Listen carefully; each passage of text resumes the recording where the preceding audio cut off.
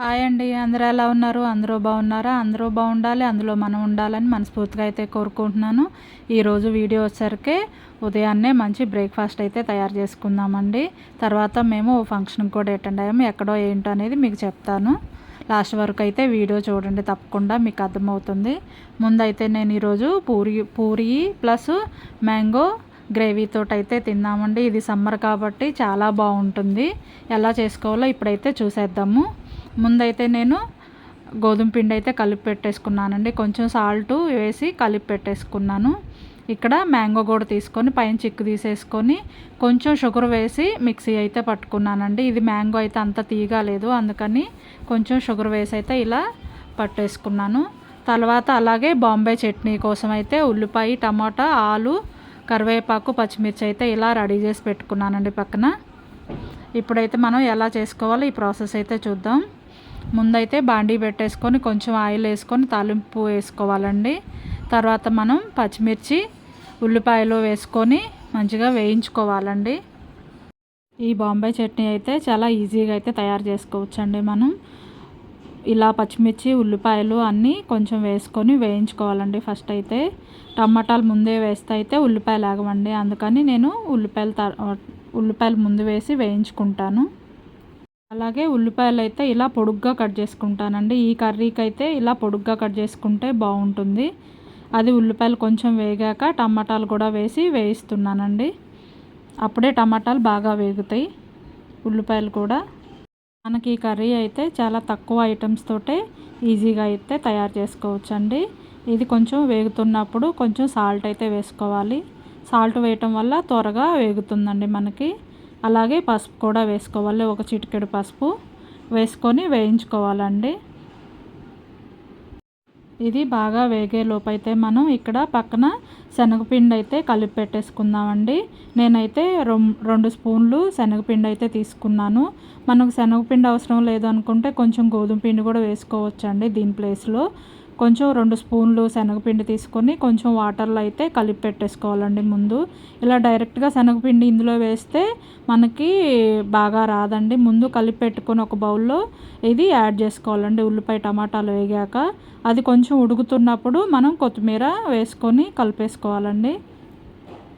అలాగే పక్కన బాండీలో నూనె వేసుకొని అయితే పూరీలు అయితే చేస్తున్నానండి. ఇంక రుద్దేది అయితే అందరికీ తెలిసిందే కదా, ఇంకా అది చెప్పాల్సిన అవసరం లేదు, అందుకని అదైతే చూపించలేదులేండి. ఇలా పూరీలు అయితే రెడీ చేసేసుకొని ఇలా ప్రెస్ చేసామనుకోండి, ఎప్పుడైనా పూరీ వేయగానే అలా పొంగుతుందండి బాగా. నేనైతే ఎప్పుడు పూరి ఇలా బాండీలో వేసాకైతే ఇలా ప్రెస్ చేస్తానండి గరిటెతోటి, అప్పుడు బాగా పొంగుతుంది. ఇంతేనండి, చాలా ఈజీగా మనం బ్రేక్ఫాస్ట్ అయితే రెడీ చేసుకోవచ్చు. నేనైతే ఈ మ్యాంగో జ్యూస్ తోటి అయితే చాలా బాగుంటుంది, మా పిల్లలు కూడా బాగా ఇష్టంగా తింటారండి. ఇంతేనండి, చాలా ఈజీగా అయితే తయారు చేసుకోవచ్చు. అలాగే మేము మొన్న ఒక ఫంక్షన్కి అయితే వెళ్ళామండి మా రిలేటివ్స్ది.